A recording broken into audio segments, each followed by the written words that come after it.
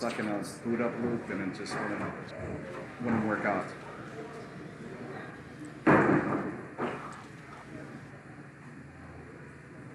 Let's try. There we go. Okay, we should be live.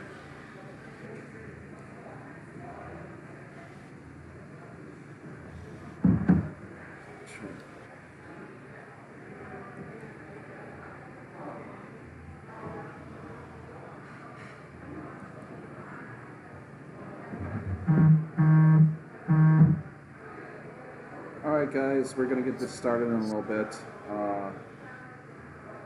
We're just using YouTube for the first time, so bear with us. There's going to be some growing pains here.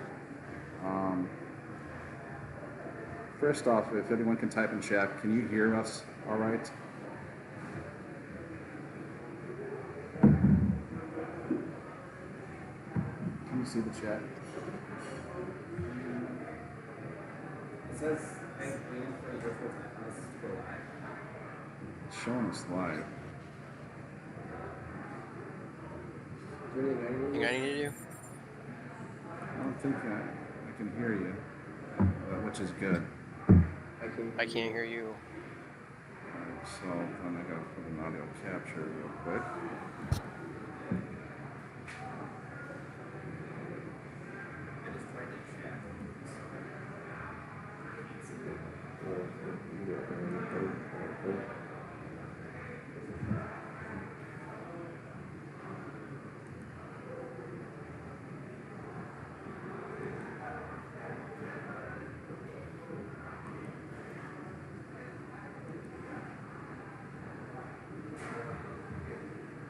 And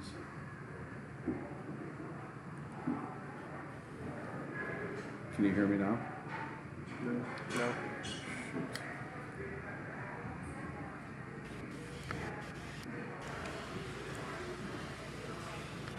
See, it's the mic. Push. Should be. Is it going up or down? Down. All right, can you hear me now?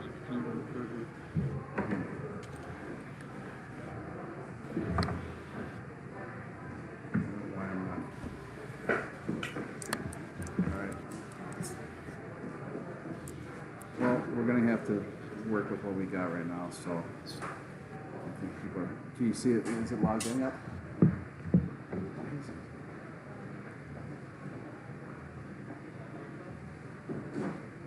It's showing I'm streaming.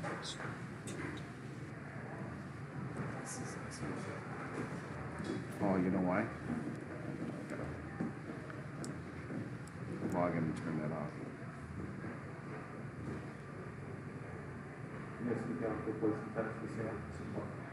Try to go back up to the Alright.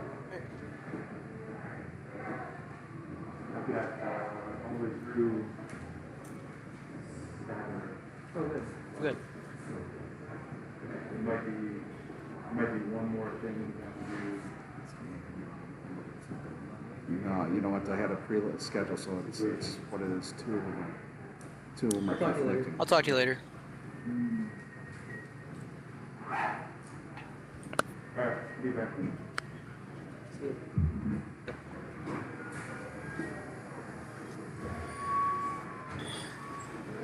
Which one is this one?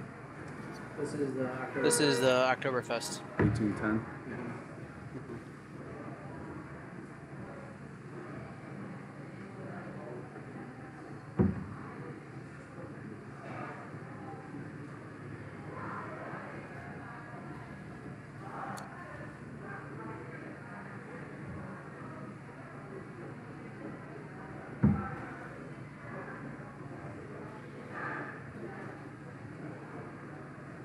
So it's up.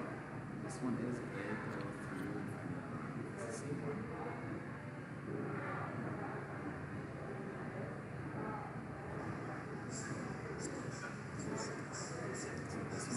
This is the one I think people are differences.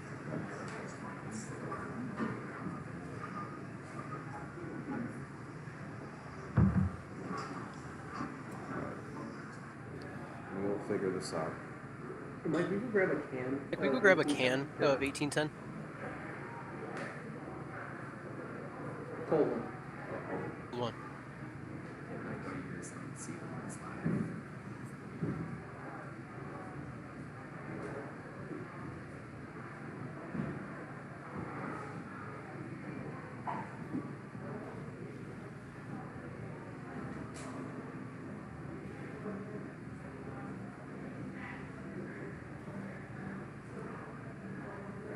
Slide into this.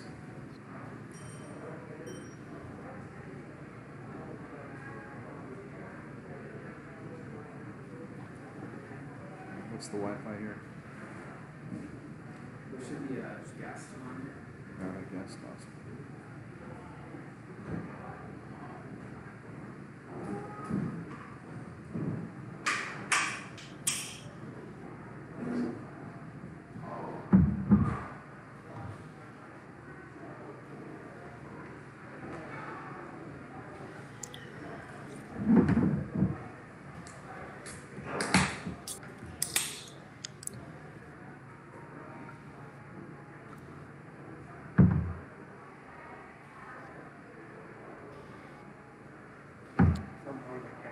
Something wrong with that keg. Let's see. Can you see if there's Can you see if there's another 1810 put one in there. keg in there? Can you hook that one up? Can you hook that one up and just leave the other one in there?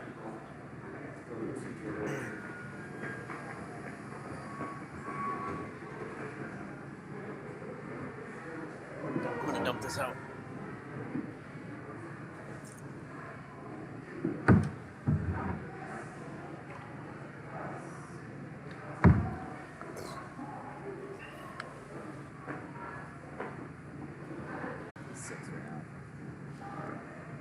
All right, guys, can you hear us?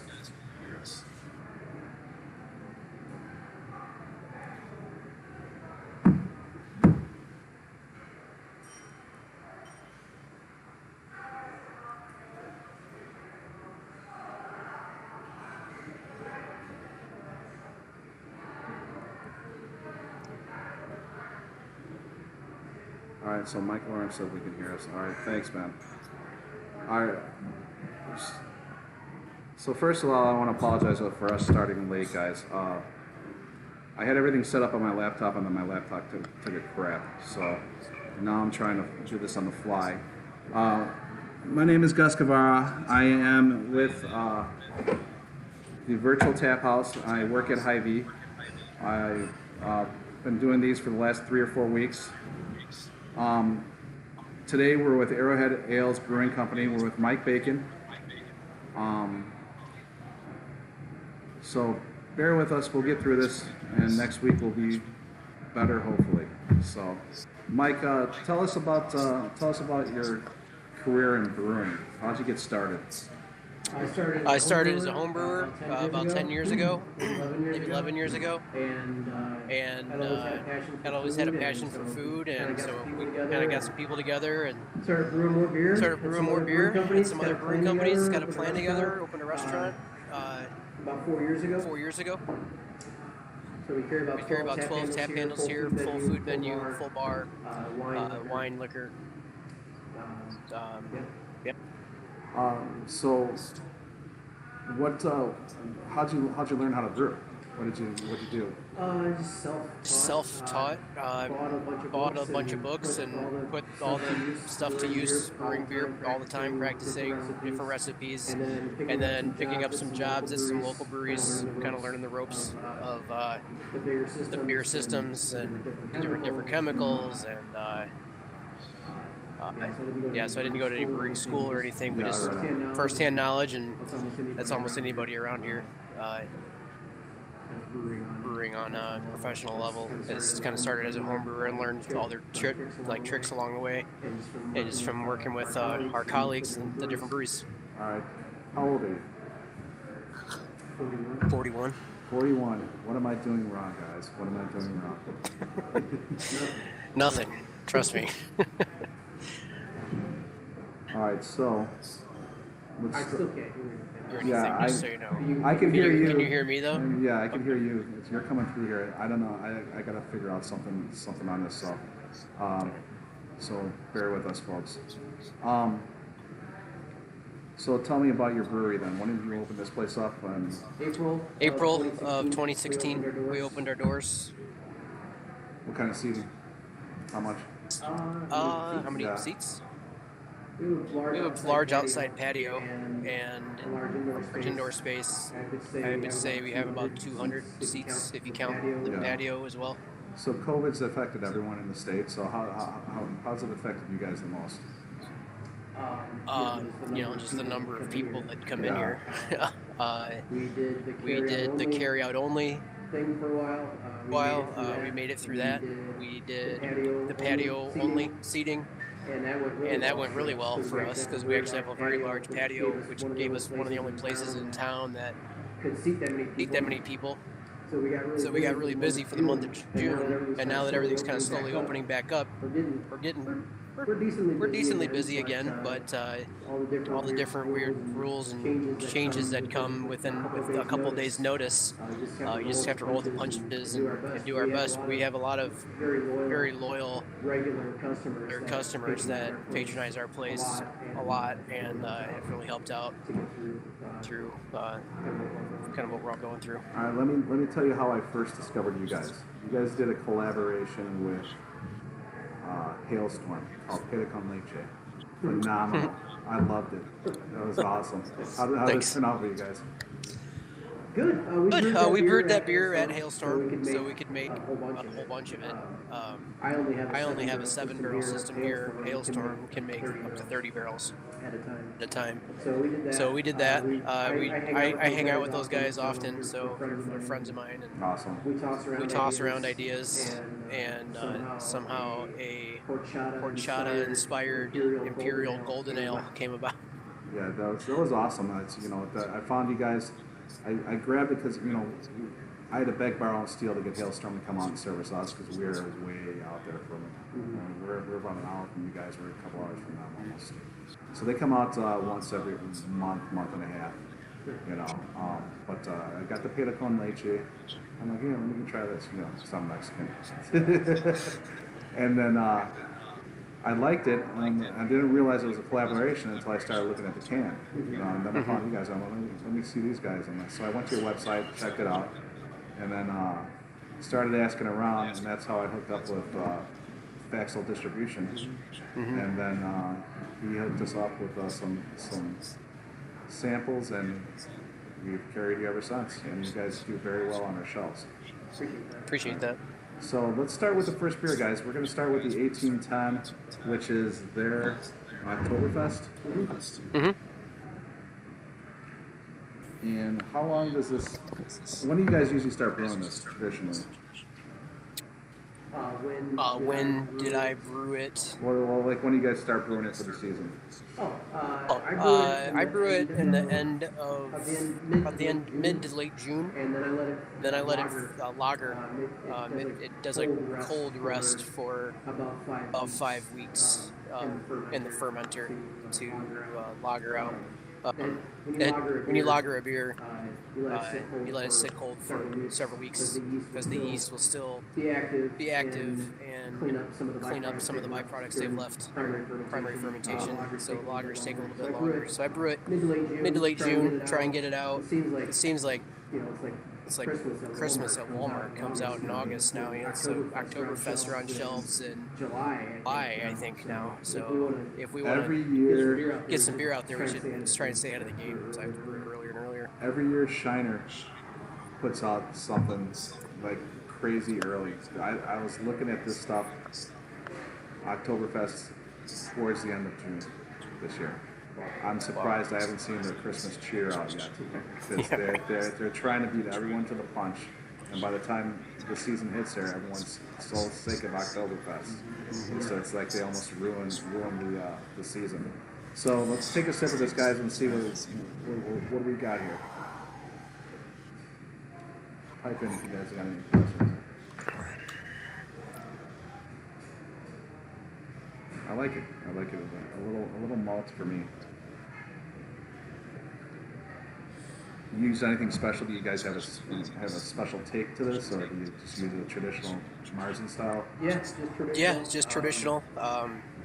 I use Pilsner malt from Wire and a little bit of a lighter caramel malt and some Munich malts. And it's kind of lower. It's kind of lower on the bitterness range. For the style, It's only 20 IBUs. I like to keep it a little more towards the malty side for this one. So it's just like Hallertau, just a general general lagering hop. It's one of my favorites. It's one of my favorites. A little spicy, a little earthy. And like to keep the ABV not too low, but not too high. So this one comes in about 5.5 or so. You can have a few. And be okay, but it's not a super light. What was I going to say? Where do you get your supplies from? I order through Brewer Supply Group as well as Country Malt Group. Country Malt Group isn't too far from here, so if I need something in a pinch, I can actually drive there and pick it up. Oh, really? If I get my ingredients from BSG Brewer Supply Group, it has to be delivered, and you need to order enough to make it worthwhile to pay for all the shipping to get it out here. Where's that first one located? What town is that? They just moved. Now they used to be in out by Harvey. Now they are in Moni. Awesome.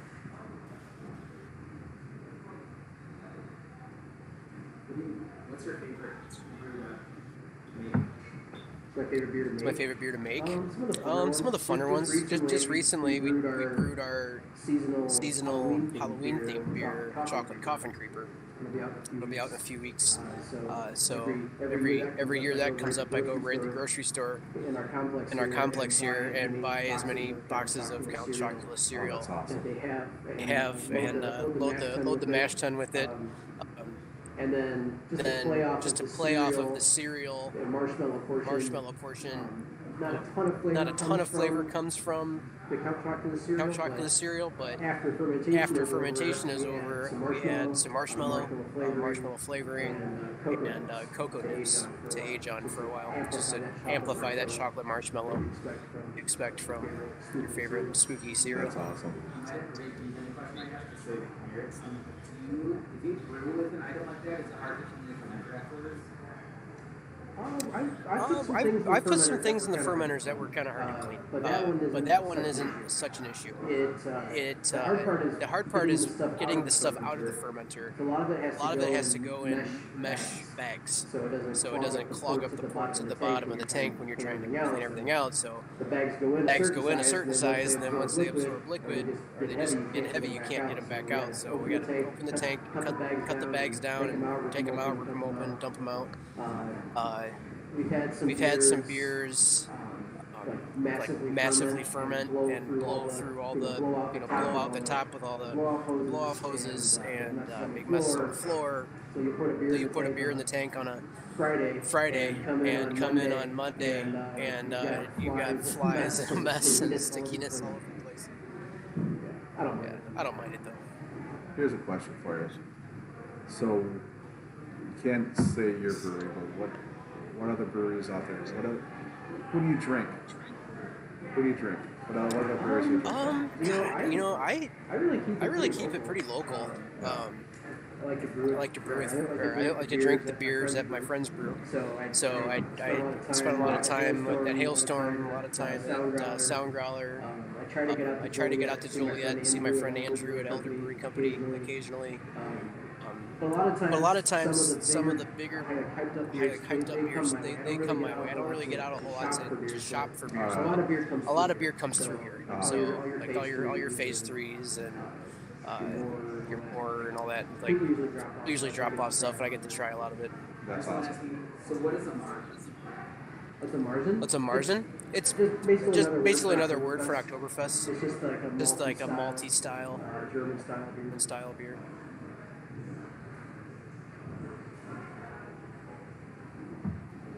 Any collaborations in the near future? Anything going on like that? I don't have anything set up in the immediate future as far as breweries go. But we just did a collaboration with my barber shop. We did a beer called Get Faded, coconut and mango fruited wheat ale. Guys, we still have that on the shelf. We probably have like 3-4 packs left. And then A collaboration that's going to come up in the near future. I don't really know what we're going to brew yet for it, but it's going to be a collaboration with an animal shelter in Mokina, Illinois, called NOS. There's somebody that works there that I know quite well, and they are always looking for ways to get some help. So something I can do is collaborate with them, and we end up donating a portion of the can sales from out of our own doors. So take like 40 cases, donate $3 of every 4-pack. So it gets them a quick, $1,000 or something. How do you pick the style of those collaborations? How do you pick the style of those It just depends. With the barbershop guy, I just kind of asked him what he likes, and he's just like, the fruitier the better. I'm like, okay, what kind of fruit do you like? Like, well, my wife loves mango. I'm like, okay, mango. So I just started thinking mango, and we haven't done a wheat beer for a while. So I just threw the idea of mango, coconut. I knew that those two flavors go well together, so I floated the idea of that style, and he said, well, go ahead and brew it. If it's a collaboration with another brewing company, we want to brew something that's going to sell quickly. So you stay away from like the middle of the road. It wouldn't make sense to team up with another brewing company and brew a pale ale. So that's for like the collaborations. That's for a lot of your like barrel aged stuff or milkshake, IPAs, pastry, this or that. It's just a bunch of us trying to have fun and keep it interesting, and a small business owner, trying to get exposure, cross exposure, do something fun and something outside the box. I want to do a collaboration with a breakfast restaurant here in town. It's called Country Charm, and I want to do an imperial milk stout, French toast inspired imperial milk stout. All right, let's move on to the next one, guys. What do we have here? This is a beer out of our sour series, Vagrant. Vagrant is a kettle sour. Typically just has one fruit addition to it. We've done apricot, cranberry, raspberry, peach, maybe. Either way, this one is blue raspberry. I picked the blue raspberries for my blue raspberry bush outside. All right, it looks like I fixed the echo. Oh damn.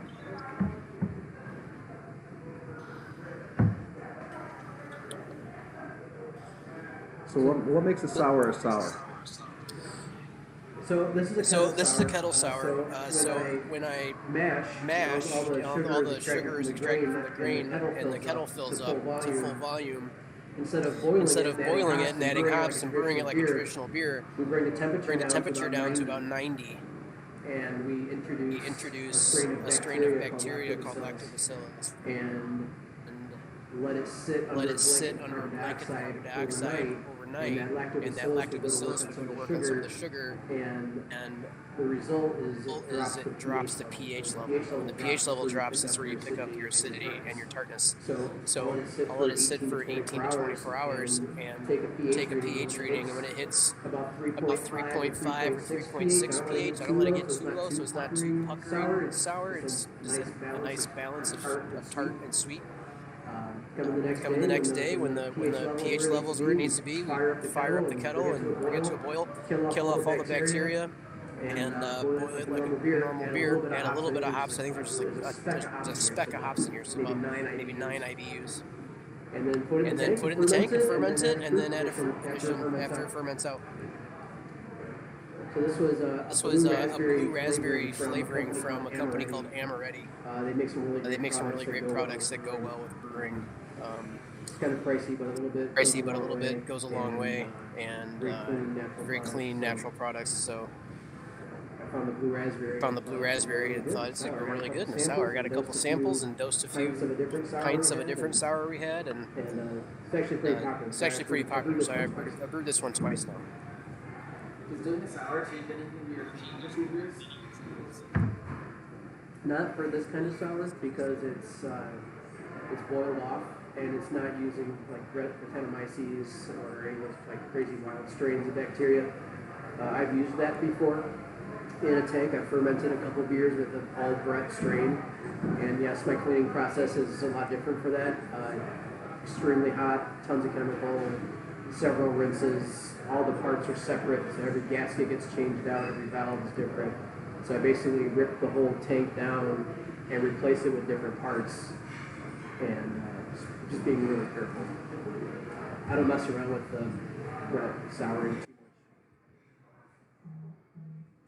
Yeah, but this isn't dangerous to play with the bacteria here. Once it comes to a boil, it's all gone and nothing to worry about.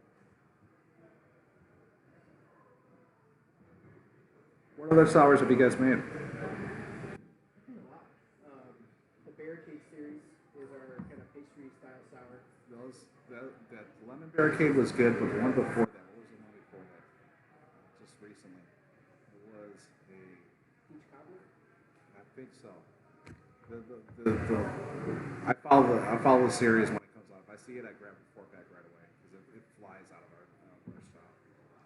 What was the Barricade before Lemon? Lemon was actually the first one we did, but that was long ago. I've done it a couple times. It was peach before that, but I didn't get any traditional. Before that was the marshmallow bramble. Oh, yeah, marshmallow bramble. We didn't get any marshmallow bramble. We delivered 2 barricades to us. It was Key lime. no, we didn't get that. The raspberry cheesecake. Raspberry cheesecake and lemon. Those are the two. Yeah, the raspberry cheesecake. Phenomenal. Phenomenal. That was awesome. I'm a very big sour person, and that was great. The Barricade series has lactose in it as well, so you get that combination of sour and sweet, and it adds a little bit of mouthfeel. How long does it take you to typically brew something like this one? From brew day until it's in cans or on draft. Yeah. About 2 weeks. It's a quick turnaround. Maybe 3 tops.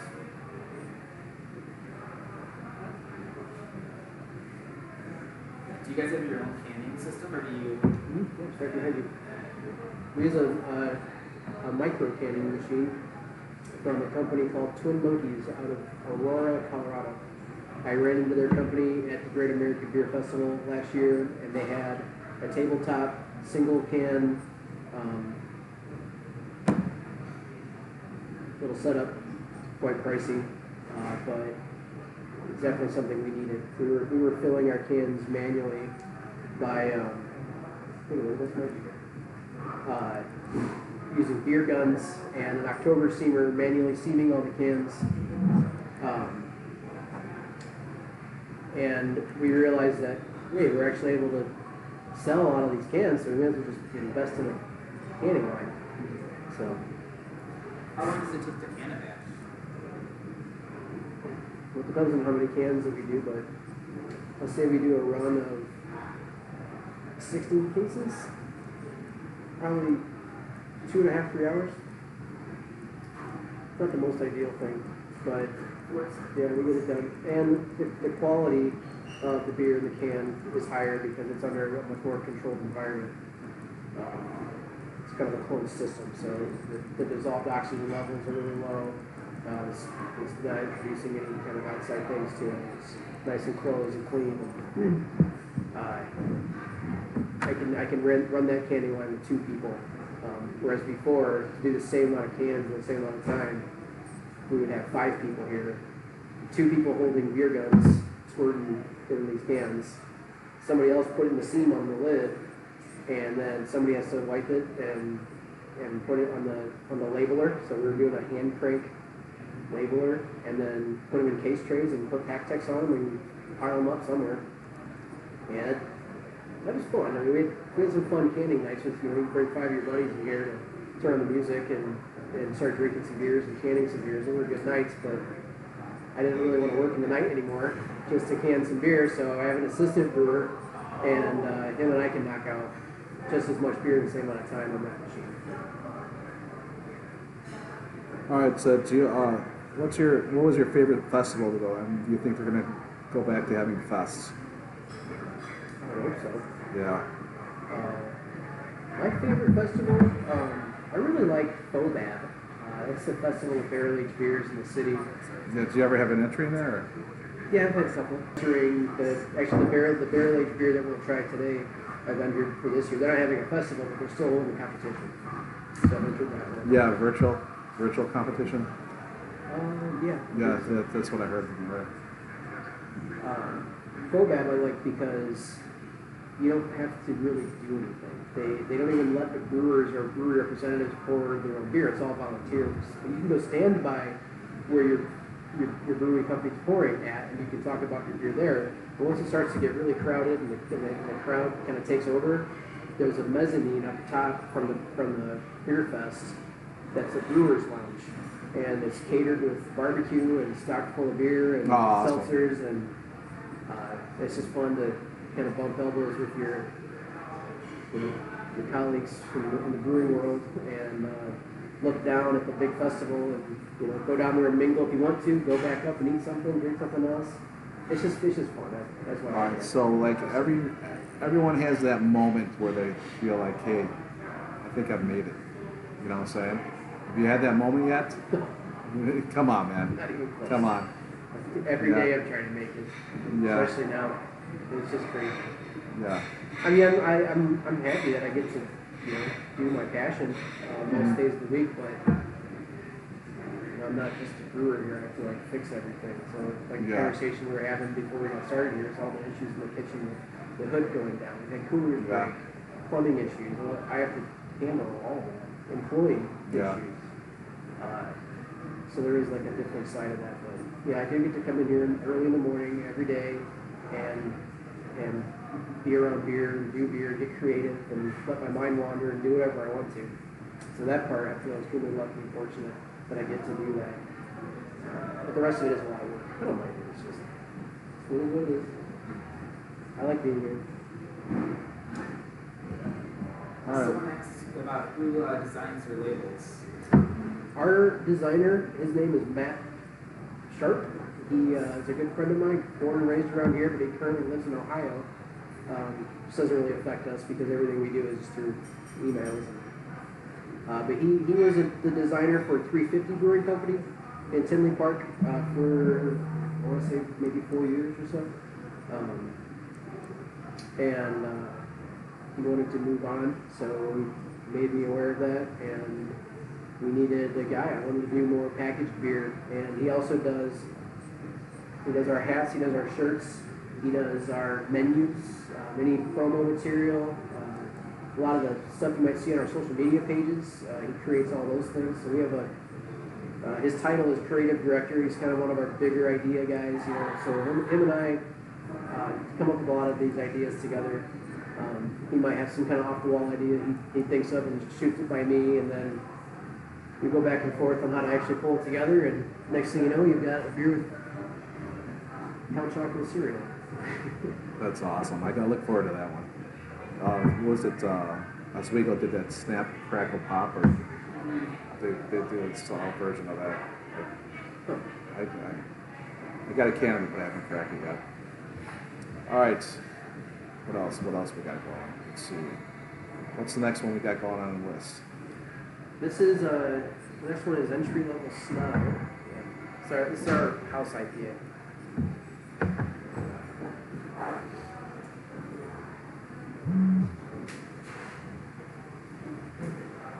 It has a very nice nose on it. Okay, what's the hop combination that you use in this? This is Citra, Simcoe, and Centennial. And this is consider this your flagship beer, or? Mm-hmm. Awesome. Yeah, it's just our house, like just American IPA. What do you think about the IBU wise?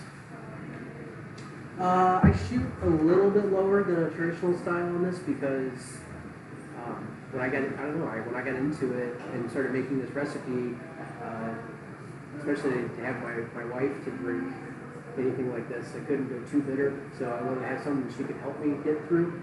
So I made it a little bit lower on the bitterness, and that's kind of where the name entry level Snob comes in. We didn't go too high, too hop forward. I want a little more balance, kind of smooth, but emphasize like a heavy dry hop to pick up a lot of the floral and citrusy aromas and kind of get away from the heavily bitter IPA. It has some oats in it too to kind of make it a little creamier. Kind of fulfills the body a little bit more. But it's very simple grain bill, just a basic base malt of 2-row and some caramel 40 and about 8% flake oats. Are you constantly trying to perfect this, or you think you hit it and this is it? And... I don't tweak this one too much anymore. I have over the years, but I got it pretty close to right. So when you get inspired to make something, do you just stop what you're doing and it's like, hey, let's try this, and then do you make like a test batch, or? No, I brewed, I think we've done 270 beers That's on awesome. this system, so I don't have a pilot system here, so if I'm going to take 5 or 6, 7 hours to brew a beer, I'm just going to fill this up and brew a whole batch. I can pretty much figure out that if I build a recipe and do it on this system, it'll be fine. Like I can put the recipe together well enough that I don't have to worry about doing a practice batch, especially when we don't rely heavily on packaged beer and we sell tons of beer through our draft system here. So if it's a new beer especially, I get drank quickly. And I can taste it as it comes out, and if we need to tweak something here or there for the next one, we can do that. It doesn't happen too often. So I don't mess around with pilot batches and practice batches. Yeah, right on. Have you ever had that? Everyone probably has maybe a batch where there's something wrong with this. Have you ever had to dump a whole batch? Yeah. When was the last time? A couple times. The first time was a big double IPA. We had a breaker trip, and the glycol chiller shut down. And I had just brewed this beer, and I came in. It was over the 4th of July weekend back in 2017, and I came in a couple days after I brewed it, and it was fermenting so fast it sounded like a jet taking off, the rumbling in the block bucket. And I went and checked the temperature, and it was fermenting at like 95 degrees.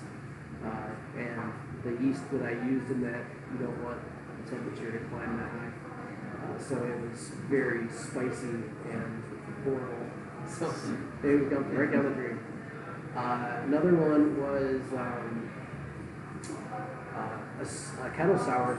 I'm not sure what had happened in the kettle, but you try to let a beer sit overnight at a warm temperature with bacteria in it, kind of anything can happen there.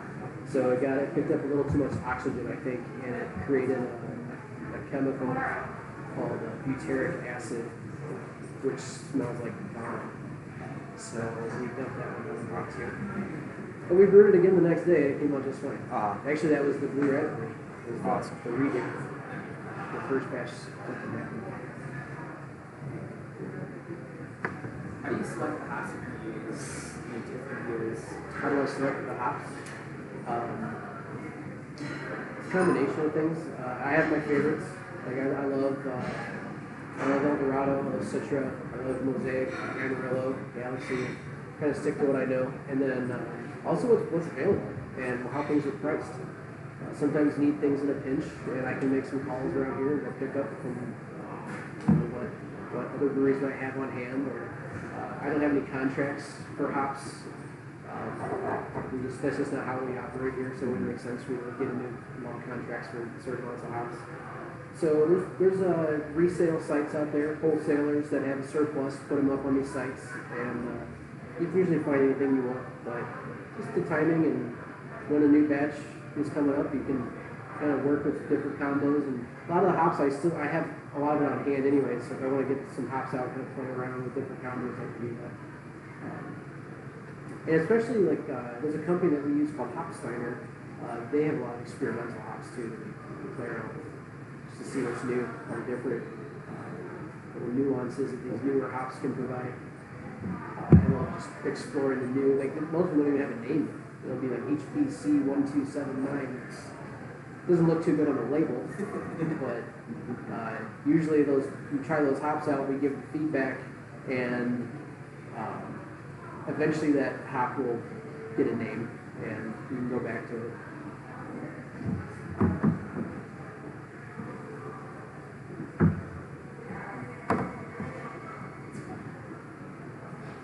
This is very pleasurable. Let's see, Joe and Jesse said, wow, we're really digging this IPA. Very well done all around, and all three beers. Thanks, guys.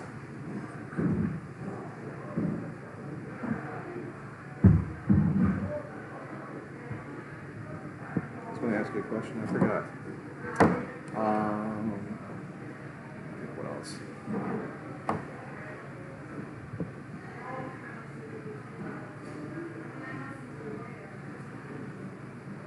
So the town, why New Lenox? We looked for a location for about 2 years before we found one that was going to fit what we were trying to do. We looked in Mokina, we looked in Frankfurt, we looked in Tinley, we looked in Lockport. Some places we actually pursued quite heavily, but we were in contention with another restaurant or somebody else wanted the space too, and when it came down to it, we were a brand new company with mom and pop setup and not a ton of money in the bank. So, for example, there's a restaurant called Fajitas that has 6 or 7 locations, and a spot that we wanted over in Mokina. When the landlord looked at all the financial reports, he saw that this company had been around for years and they have multiple locations, and we're just trying to start up. So we went with them, and we had pursued that location for 4 months. So all that time was just kind of wasted at that point. How's the community received you guys? Generally very well. We're kind of the only thing like this, and there's another brewery down the street, but they don't have like a full menu of liquor or wine. Who's the other brewery? Hickory Creek. That's who we went to 2 weeks ago. Very nice guy. Very nice guy. Yeah, Gary is a really nice guy. But as far as like a brew pub atmosphere, we're kind of the only place around here that does what we do. So we do a lot of things to get back to the community, and we work really well with our village and Chamber of Commerce. We've settled in New Lenox, and like I said, our regulars. A lot of people in town know what we do. They love our food.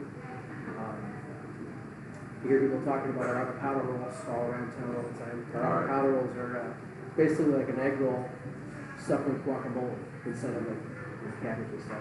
They're quite addictive.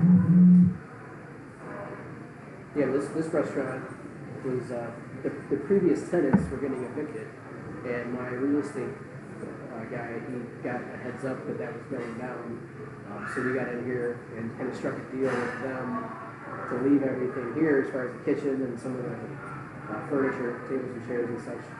And we just kind of bought it all and took it over. And we signed the lease in November of 2015 and opened in April of 2016. Yeah, when we pulled up,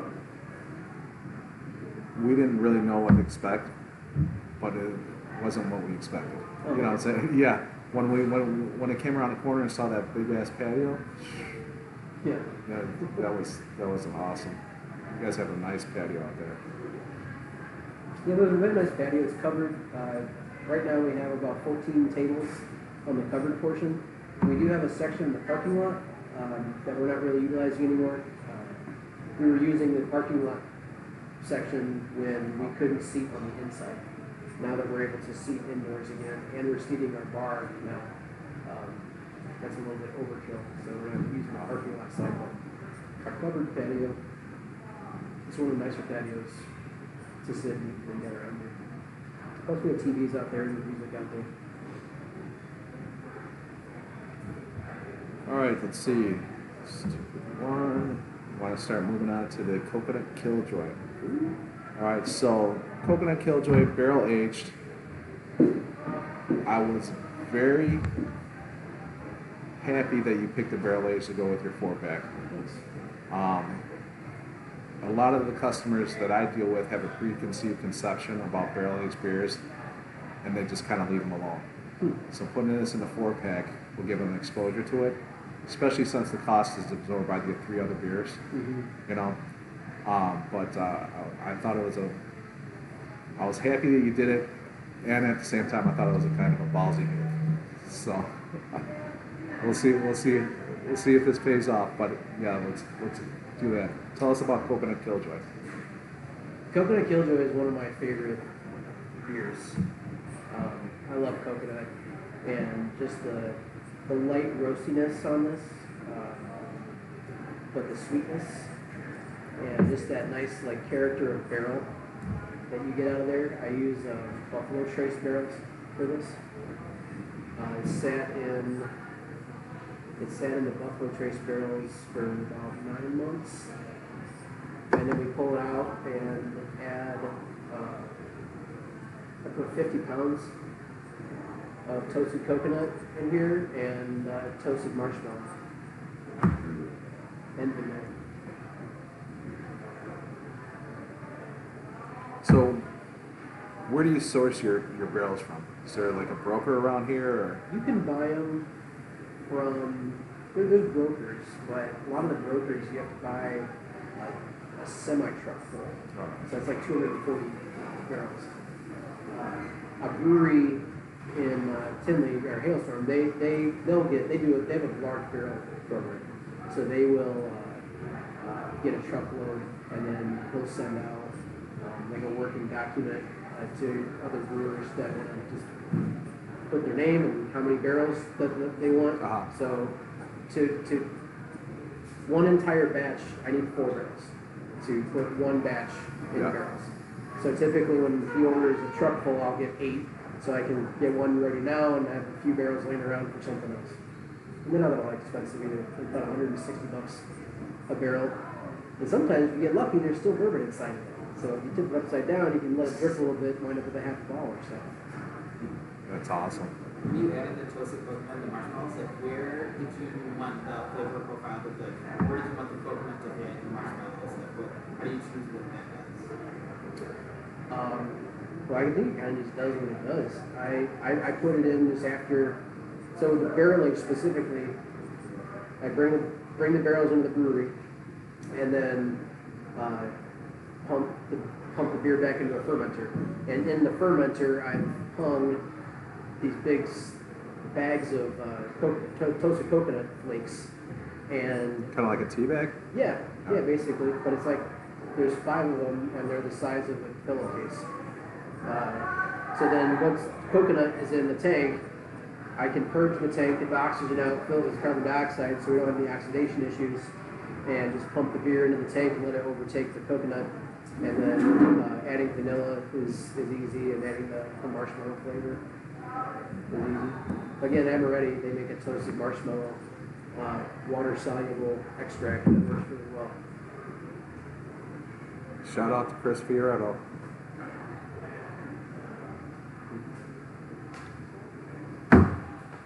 Do you have showed up? Mike Burns is here. Yeah. Shout out to Mike Burns. There he is. Do you have a barrel age working right now? Do you have something sitting there? We do. I'm looking to get it released this fall. It's a beer that has no name yet. But it was... Start a contest. Do a contest. I'm down.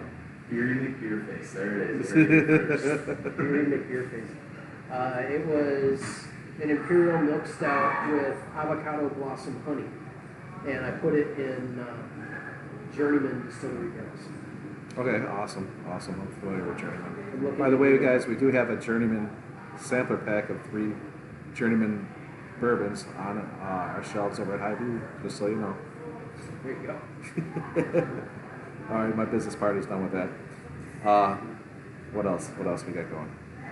And what's the ABV on this? With high V's. I grew up in the Quad Cities, and we're everywhere up there.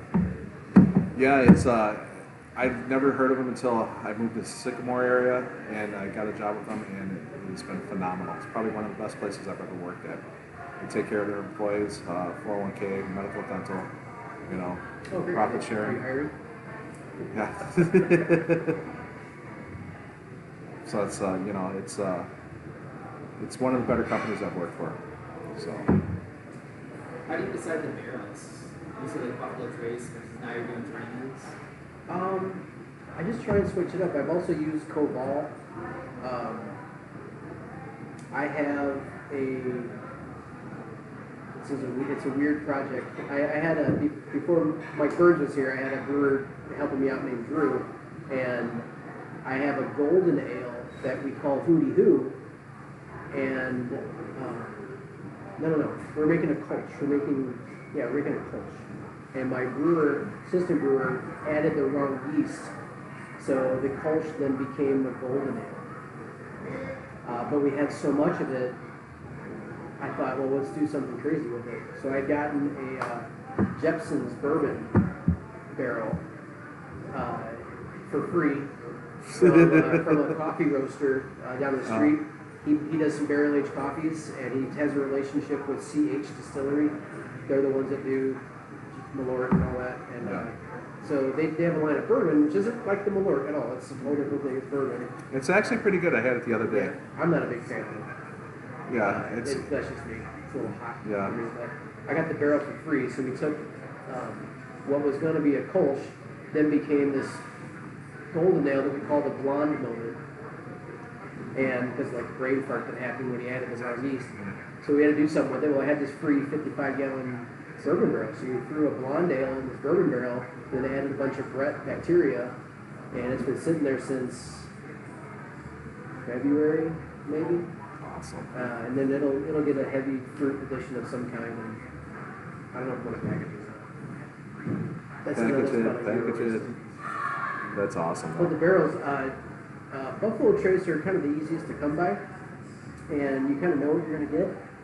So they're consistent, they're readily available, they're affordable,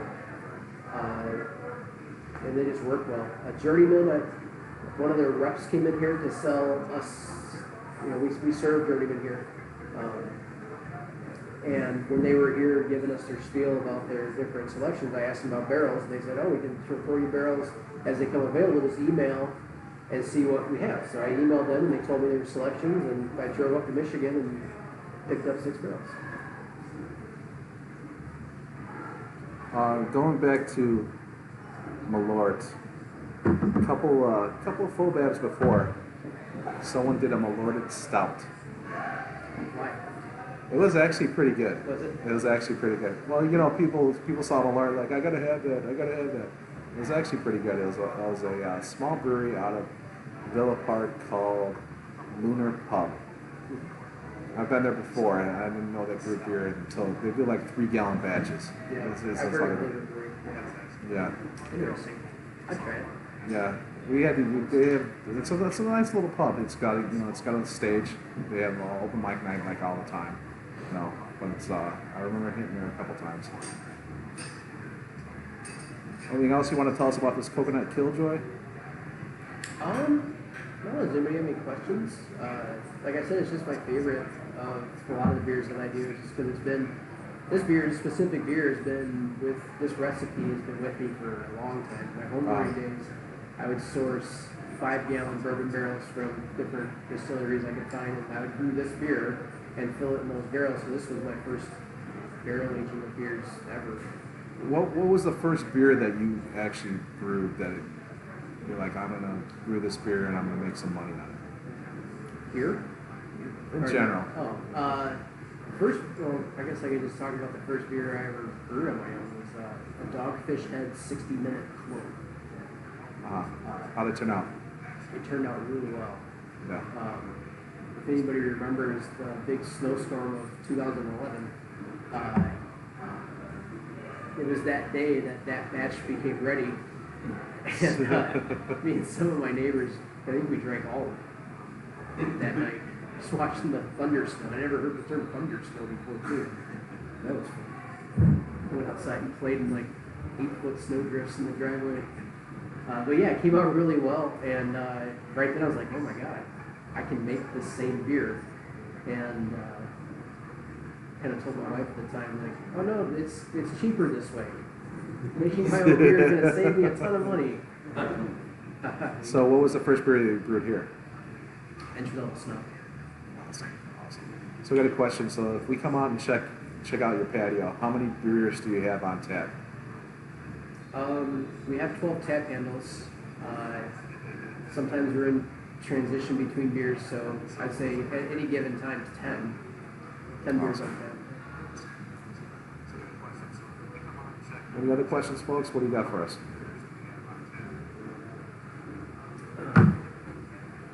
Do you have any events or anything like that going on? Anything specials or anything you want to talk about? Let's talk about your menu. Yeah, food menu. We do specials throughout the week. We don't have any events planned right now, just because you shouldn't be like gathering in large groups. So, but we typically do live music. Some weekends we do an open mic night on Wednesday nights. Beer release stuff. So another collaboration I've done in the past was with a local bakery called Fleckenstein's, and we did a Punchki inspired stout. And when that beer comes out, like the first time we released it, we had 300 people lined up outside to come buy a bottle of it, and then all those people stuck around inside here, and we had a massive party. It was awesome. But now we kind of like stay away from large gatherings. But food features throughout the week. Yeah, we have a lot of things going on. Today is build your own burger day, so I think it starts at like $8. You get a half-pound burger and fries, and you add to it whatever you want to. We have a really good kitchen staff. My head chef, Josue, he's knocking out of the park with the food, the quality, the consistency. I would say we have some of the best and freshest food in town as far as any other restaurant around here goes. We don't take anything from frozen as long as we can, and we just focus on the freshest things we can get our hands on and making sure that quality's there. But yeah, Wednesdays is wing and tender. We got really good wing deals on Wednesdays. Thursdays is buy one, get one, half off flatbreads. And then every Friday and Saturday we do a different food feature. So this weekend they created a chorizo popper flatbread, and then we also had rack of lamb with roasted fingerling potatoes and like a chocolate coconut cake. Those are our features this weekend. So every weekend, some newer items. We have a new menu coming out in October. So the weekend features we're doing now are focusing on some of the new items to see how they fly. And the kitchen can practice some of those. Yeah, we have a lot of appetizers, salads. We have vegetarian options. We have gluten-free options. Try and be as hospitable to those needs as we can. Dog friendly? Not dog friendly. Okay. That's a lot of people ask about that. Yeah. So that Punchki stout, was that the Reveler? Was that you guys? That was awesome too. I totally forgot about that one. That was awesome too. I think we sold that in a 2-pack. I don't know if you guys sold it in a 2-pack, but we sold them in 2-packs. Yeah. Yeah, and before it was in cans, we were doing bombers. Oh, really? That's awesome. So we were doing bombers. So why'd you stop bombers? That's a great question, because people like you don't buy the bombers as much as they buy cans. You know what's funny is that a lot of people stop bombers, and such a lot of our customers. A lot of our customers don't buy it. Yeah. No. They'll buy the bomber if you have it. They don't buy the cans. Yeah. Yeah, but I mean, I think it's smart with the bombers, because it's you open it on and you're kind of committed to drinking the whole thing. Right. So who does that? Who does those half cans? God. Saint Laurent. I'm a big fan of the half can because sometimes I just want to have a taste and not get tore up. This coconut Killjoy will tear me up, but it's phenomenal. I can't stop drinking it. Yeah. All right, folks. Looks like that's just about it. Anything else you want to add in? No, just thanks for having me, and thanks for listening and sticking around and partaking in our little meeting here. It's a lot of fun, and appreciate you guys coming down to do this for us. And I appreciate everybody buying the beer up there at your Sycamore Hy-Vee.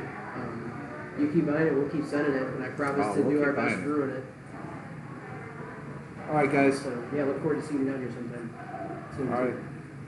Mike Bacon, guys, Arrowhead Brewing Company. thank you folks for joining us. I appreciate your time. Sorry about the late start. It's only going to get better from here because we are going to start streaming live on YouTube from now on, and we will go from there. I don't have anything else to say, but thanks again for coming out. And we will talk to you next week. We are doing Left-Handed Brewing, and then the week after that is Little Beaver Brewing. So keep on paying attention, and we'll have a lot of beers and a lot of good times, guys. Thanks again. All right, we're out. Later.